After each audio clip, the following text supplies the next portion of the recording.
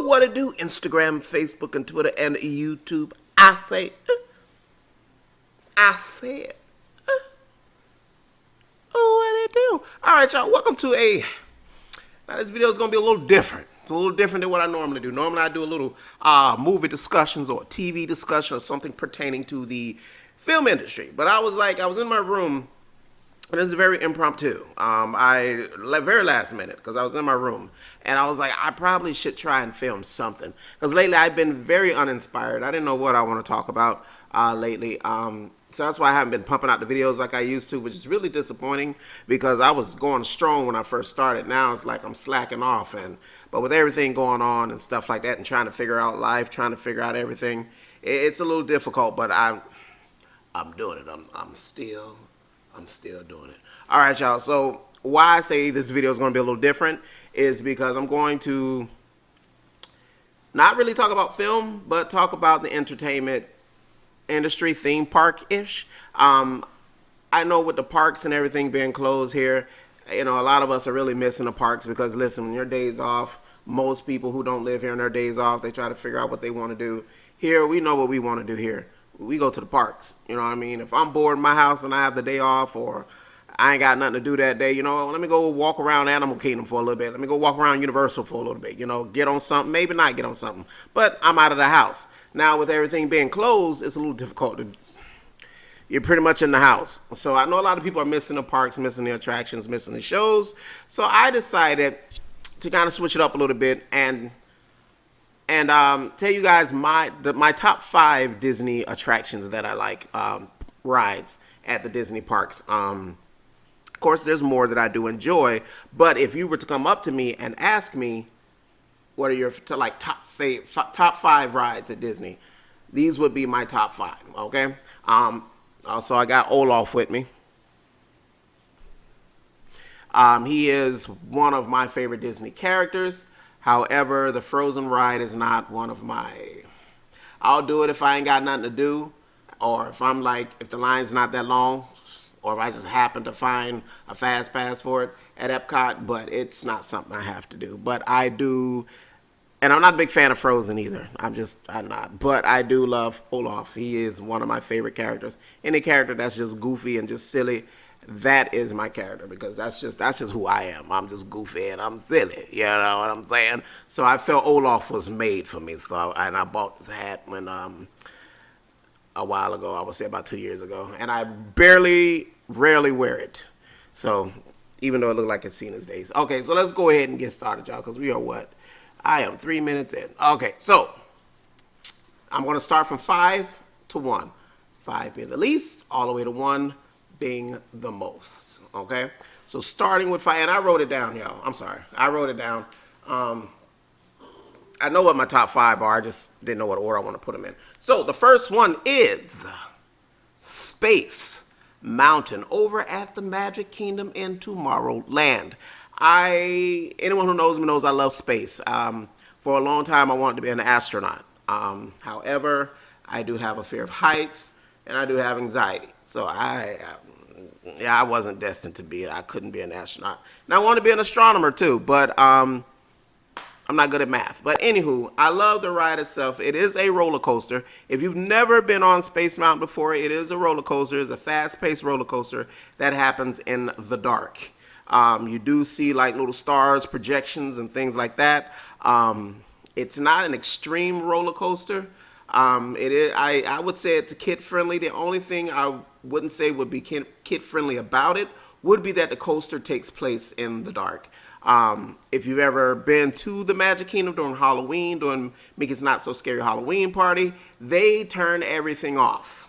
You don't even see none of the projections on, because throughout the ride, even though it's in the dark, you still see like asteroids flying by on, with the projection and the stars and whatnot to give you that you're flying through space feeling. But during Mickey's Halloween party, they turn all that off, and it is completely dark. You already can't see where you're going with the ride being regular, but when it's dark, oh man, that's a whole new terrifying to me. And that was my first time doing it. I think it was last year. Not 2019, but 2018 was the first time I had ever gotten on it during the Halloween party because I never go. And oh man, I mean, it was fun. Don't get me wrong, it was fun, but it was terrifying. Oh, you know what I mean? So when you start off with the ride, you go through the queue line. They used to have little games, but they don't have it anymore. But you see like little windows and stuff to give you the feeling that you are on a space station. And then you get to the cars, little things. They're like, you sit by yourself, but it's in, I don't know the word I'm looking for. The singular seats in a row, basically. So instead of two people sitting side by side, you sit in your own little thing and you're hunkered down in there. So if you are a bigger person, you know what I mean, it's going to be a tight, especially if you're tall, it's going to be a tight fit. Oh, it's going to be a tight fit. All right, but anywho, that is number 5, which is Space Mountain. Now, on to number 4, the Tower of Terror. Now, funny story about that ride. Like I told y'all before, I have a fear of heights. So for a very long time, I never saw myself getting on any sort of ride that is a free fall. That the idea of it has always terrified me. So I never got on it. However, before I moved here, I've always lived in Florida, but down in South in Fort Lauderdale. And we only went to the parks not that often. I would always go with schools and stuff like that. But Hollywood Studios, when it was MGM and then Hollywood Studios, no school ever that I went there. It was either Magic Kingdom or it was Universal Studios. They never really went to any of the other parks, so I never really got a chance to go. It wasn't until I graduated high school, got into college, and then we would just drive up. And then that's when I would go to the other parks. I did the first time I came in encounter with the Tower of Terror was when I did the Disney College program. And so I had went to Hollywood Studios for quite some time. People would try to get me to get on it, and I would tell them, no, I'm not getting on that. I'm sorry. I got a fear of heights. That thing opens up, and then next thing you know, you're dropping. I can't do it. And it really goes to show you how you overthink things, and you're like terrified, but you realize it may not be that bad. So anyway, one day I went to the parks with my fellow Disney college program people, the people I made friends with while I was there. We were all off that day, and we decided, let's go ahead and go to Hollywood Studios. They really wanted to get on Tower of Terror. I was like, y'all, please, I'll wait outside. Y'all go ahead but they encouraged me to get on. That peer pressure's up. So they were trying to get me to get on. I was just like, oh, God. Oh, when I tell y'all peer pressure is something. So I dreaded the entire time. I'm like, oh my God. In my head, I'm thinking, what am I doing? I don't want to get on this ride. I'm terrible. I'm scared. I am scared. So we were going through there, and we were just going through the thing. And I'm thinking to myself, okay, I got to get out of this. I have to find some way to get out of this line. There's no way I can do this. And I had one friend holding this arm and another friend holding this arm. And I wasn't going nowhere, y'all. So came to get on the ride itself. And when the ride itself starts, so you go through the queue line, then you go inside of the hotel, which is phenomenal. I love the decor. It really looks like an old abandoned hotel. Then you go into a room where they basically have a little video, a little pre-show, and it shows you the characters from the movie. I don't know if you've ever seen it. I think Kristen Dunst's in it. It's an old Disney movie. And it shows you, the characters that went into the elevator, and it dropped and whatnot. So you see that pre-show. Then you end up being in the boiler room in the basement, and that's where you go through that little queue line. It's not that long, depending on how long the line is. Then after that, you get sorted in. Then you sit down inside of the elevator with the group of people you're going with. Then it goes up, stops on the floor, opens up, and you see a hallway. And then in that hallway appears the ghost of those characters. Then it turns into like a little space with the little window. If you ever seen The Twilight Zone, y'all know what I'm talking about. And then the window breaks and the door closes and you go back up. Then that's when the elevator goes out of the little shaft and it moves forward onto like a little trackless system. And then that's when you go through this and that's when you're in the Twilight Zone. And then you see these, well, you don't really see them. You see a line, but it's big doors that open, which is where the elevator and the ride takes place. And closes behind you. It's completely dark. Next thing you know, you hear a bolt of lightning. And what's so phenomenal about the ride is you never know if you're going to go up first or if you're going to drop first. So I don't remember what we did first. All I know, I was just terrified. And we ended the ride started, and it was just going up and down. I'm like, oh my God, oh my God, oh my God. And I'm just screaming, stop, stop, stop it. I don't want to do this anymore. Stop it, stop it. So it stops, and I'm like, I really like that. I was like, that was fun. That was fun. And we ended up, and it wasn't busy that day in the park. It wasn't. I think it was about maybe 10-minute wait, if that. If you see 10-minute wait, usually it's about a good 6 or 7 minutes. It ain't that much. We went on again and again and again and again. And I could not believe myself that I had spent so many years terrified of this ride. And then I finally got on it. And it's one of my favorite rides at Disney. So that was the Tower of Terror. Number 3. I don't know why I put this. Well, no, I know why I put this, because the first two, I love it more than this one. Number 3 is Dinosaur Over at Disney's Animal Kingdom. Now, if you've never been on Dinosaur, this ride here will take, you know what, I got this drink, so I want to be. Yeah, this is a leftover wine. You might hear me gag a couple of times. This a couple of days old, so I ain't going to pour that much. But if you've ever been on Dinosaur, it is an absolute thrill. It is a ride designed and it's themed that you are going to this Dino Institute. You go through the queue line. It looks like a little museum, got little dinosaur fossils. Then you go into like this really big room that has like a big Tyrannosaurus Rex skeleton. And then every so often there is narration going on and explains to you dinosaurs and how they went extinct. And they have a really cool little globe and like this little pole sticking out of the globe. And when it tells you about the asteroid that destroyed the dinosaurs, you see like a little light inside the little white pole heading toward the little Earth. And then it just, well, the Earth doesn't explode, but you know what I'm talking about. It shows it turning red and whatnot. And every so often it comes on and comes off. And I believe there's 2 different types of narrations. And then after that, you go into your pre-show. And that's when you see one of my favorite actresses, Felicia Rashad, who played Claire Huxtable in the Cosbys. She is discussing everything about the Dino Institute. And then you have her assistant who wants you to go into the, because what happens is you're going on these little rovers that's going to take you back in time of the dinosaurs. It's kind of like a little tour. But her assistant wants us to bring back a dinosaur. So he basically unlocks the what's the word, man? He it's kind of like an autopilot system. He unlocks it basically. And I'm sorry. He unlocks the coordinates on where it's supposed to take you. So that way he can take you back to where he needs you to go. And he takes you back to where that asteroid that destroyed the dinosaurs minutes before it's about to hit the Earth. So we're going back in time to the moment where the dinosaur is about to go extinct, and so you can bring him back a dinosaur. So once you do that, once you leave the pre-show, then you go downstairs, then that's where you load on your rover. You get on your rover, then you go inside this thing that looks like a little toaster, and then that's when you're into prehistoric times. And it's amazing, and that's another great designed ride that I truly enjoy and that I like, and I wish the parks will stay close to. I know it's more expensive for them, but I'm really getting tired of the whole screens and the 3D, and I like rides that have like animatronics and an actual set, because when you're in this dinosaur land, it's amazing, man. It's like it's at night and it's catastrophic.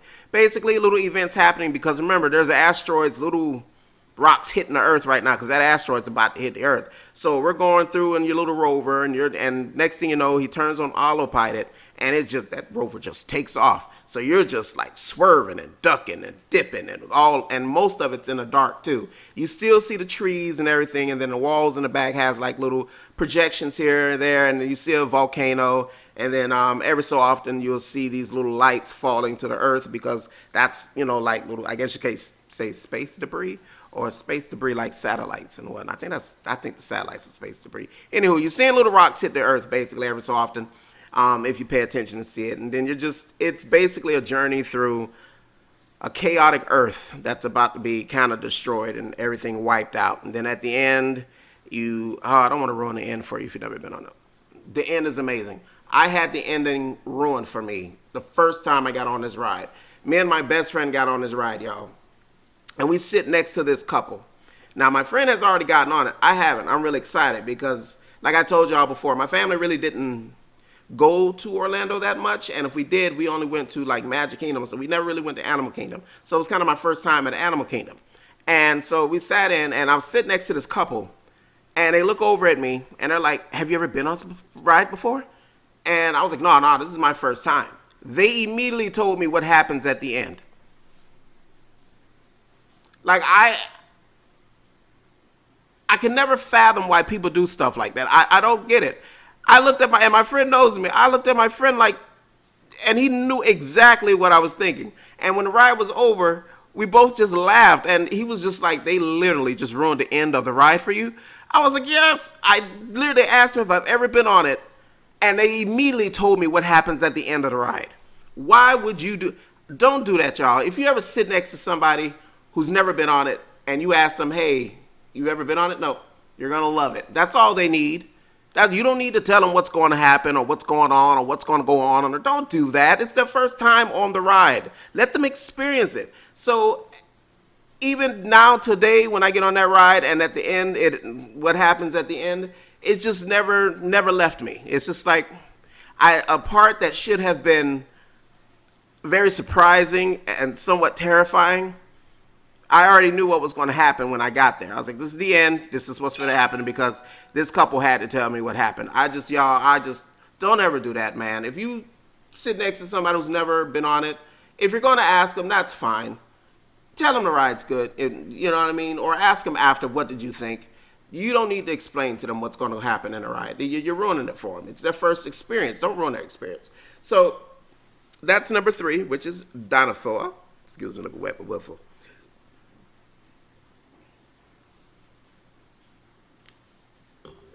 All right, so number 2, where am I at? 17 minutes, okay. Number 2 is Flight of Passage at Disney's Animal Kingdom. Now, this ride here, y'all, this ride is truly, truly an experience. Now, many of you who are watching this are probably thinking, okay, what ride is number 1? I'll explain to y'all why ride number 1 is ride number 1 for me.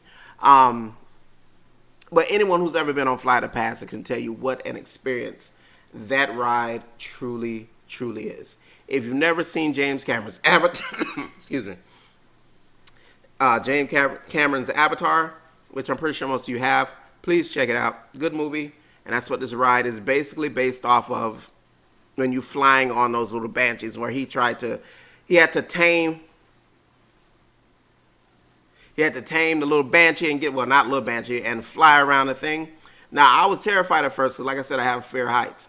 I did not look at any videos. I did not look at any pictures. So I had no idea what to expect. That's what, like I told you, I don't like anything ruined for me, especially when I'm getting on a ride. I still have not been able to get on Rise of the Resistance at Star Wars Land in Hollywood Studios. I haven't watched any videos. I've seen maybe little clips here and there.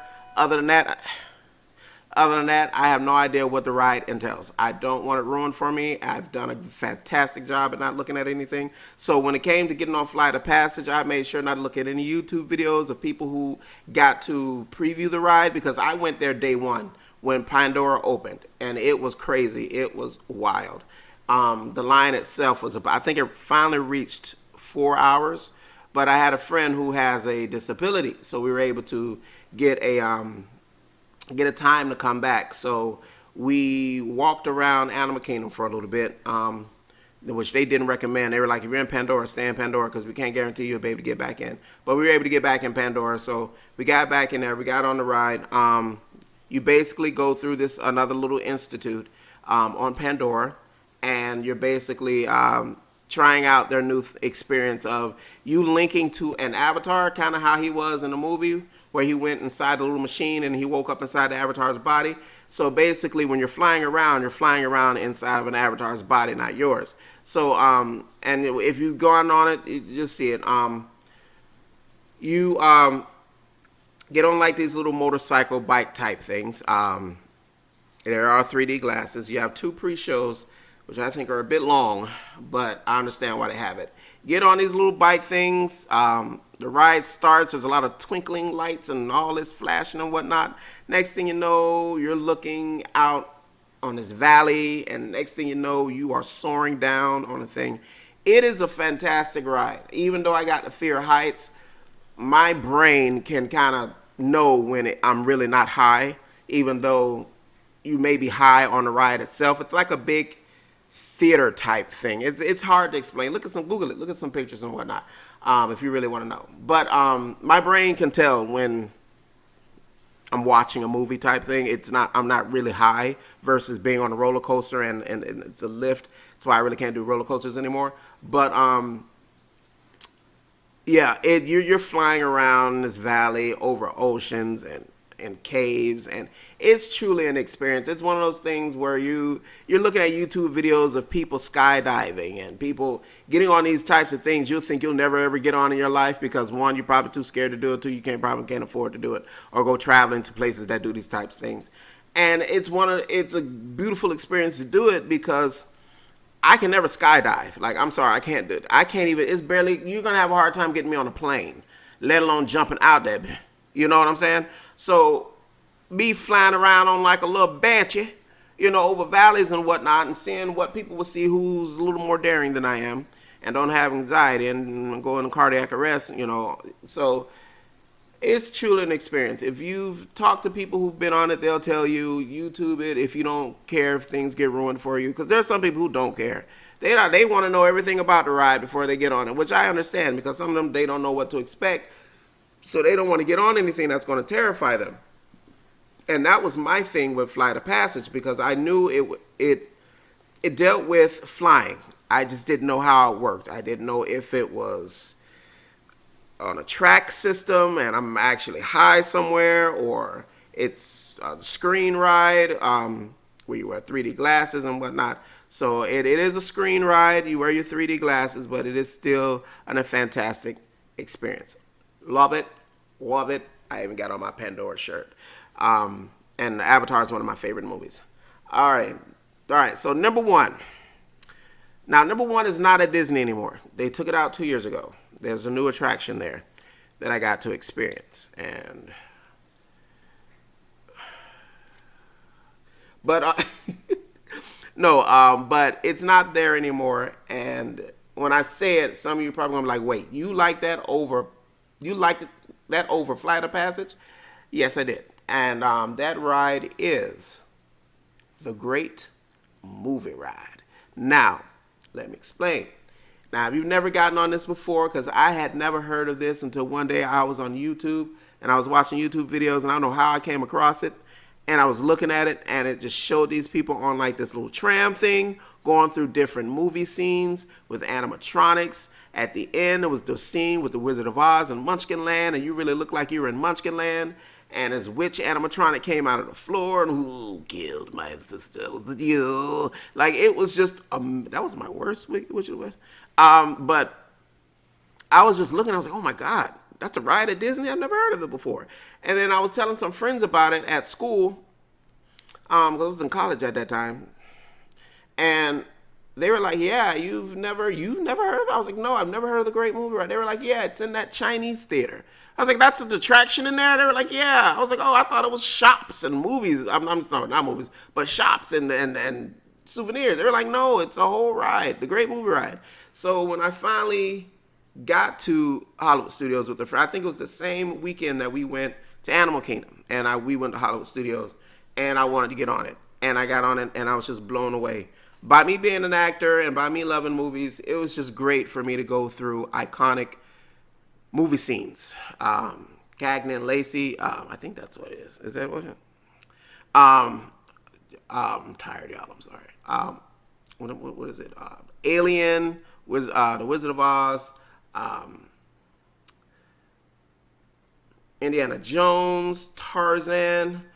So you went through these little scenes and whatnot, and you're on it's a slow moving little tram, and the gangster scene's amazing because you have during their peak season when they were really busy, they had show A, show B. Show A was if you got the cowboy scene, Show B if you got the gangster scene. Now, throughout the year, mostly when they had the regular crowds, it was always just the gangster scene. You still went through the cowboy scene, but there was no show. It was just the animatronics having a shootout and whatnot. But during their peak season, there was a live actor there who was a bank robber. And they would basically act out a scene in there with the animatronics. And then they would end up taking over your tram from the cast member that was, because there was a cast member that would do narration for you. It would tell you what scene you're in and all that. And that was before they changed it a lot. Even though they still had the host hosting the ride, it was the voiceover that was doing most of the talking. And so the cowboy robber would take over your tram, and that's when you would head into Alien. Now, if you were in Group B, you would get the gangster scene. Same kind of concept. You had a live cast member who was a gangster, and they'd have a shootout. They'd take over your tram from the cast member that was the host, and then you head on into the cowboy scene, because they were like, right, there was the gangster scene, then it was the cowboy scene, then you headed into Aliens. So, yeah, so if you had B, you had the cowboy shootout, then you head into the, gangster scene, then you head into the Western, the cowboy, which will still show you the shootout with the animatronics, not just the live actors. And then you would end with the Wizard of Oz, and then after the Wizard of Oz, you would end up in like this little big room where your tram would stop. I forgot to tell you, in the Indiana Jones part, that's when the gangster or the cowboy will go up and try to take a jewel, and it ends up being cursed. And then the person who warned them not to touch it ended up being your host. So your host cast member will come back and take over your tram again. So at the end of Wizard of Oz, at the end you'd be in this big room. If it was just one group, they're not the peak season, it'd just be your tram. But if it was peak season, it'd be both of the trams in there together. And you just literally watch a montage of movies. Starting back to the black and white days, all the way up until now, and all. It was beautiful. It was great. And yes, it was outdated. It didn't really get much updatedness. I felt right now there is Mickey and Minnie's Runaway Railroad, which is there now, and the ride is okay. The ride is all right. It's okay. But I truly missed the Great Movie Ride. I think the technology they put in for Mickey and Minnie's Runaway Railroad, they could put it into that, and they could have just updated their movies. If Disney didn't want to keep showing movies that they didn't own, which I understand, they could have still done it and kept that. But I believe, and this is not something I've heard from Disney, it's just what I've heard around, that they are trying to move away from Hollywood studios being the working movie studios, kind of how Universal Studios is, and how Universal Studios was when it first started out, the working studio. Same thing with Hollywood Studios. It was the same type of concept. So I think Disney's trying to slowly move away from that. So I think that's why they took the Great Movie Ride out and the concept of that ride, because it wouldn't really fit anymore. All right. So that's it. So those are my top 5 Disney rides. Let me know which one's your favorite. I know y'all are missing the parks. I'm missing the parks too. That's why I decided to do this little video and do a little different. I don't know if y'all can still see me or not. Okay, my screen froze, so I don't know if I froze. But anywho, so this is going on, 30 minutes? Oof. All right, so I'm done. Stay safe. Stay home. Stay healthy. All right, so thank you for stopping by here at Mystic Shadow Films.